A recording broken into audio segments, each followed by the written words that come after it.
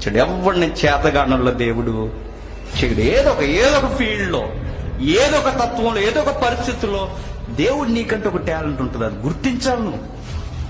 ఎవరో వచ్చి ఒరే నీలో ఇది ఉందరా అని ఎవరో చెప్పడం గుర్తుపెట్టుకో.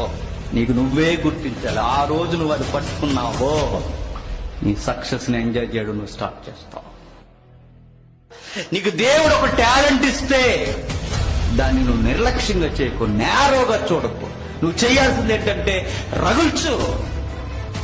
నువ్వు రగుల్చు. రోజు రోజుకి ఇంకా ఇంకా ఇంకా ఇంకా ఆ వేడి పెరగాలి తప్ప ఆ టాలెంట్ నీకు తగ్గడానికి వీల్లేదు. ఆ వేడి తగ్గకూడదు.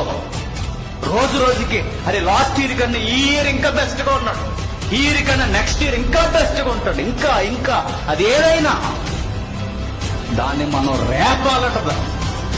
నేను మరలా చెప్తున్నాను, నీకు ఇచ్చిన టాలెంట్ ని చిన్నగా స్పార్క్ నువ్వు పట్టించుకోకపోతే ఆ గాలికి అదేమవుతుంది చెప్పండి? ఎగాదిగా వచ్చిన గాలికి మొత్తం ఆరిపోయి బూడిదిగా ఒక బొగ్గుగా ఎక్కడో దిక్కునికి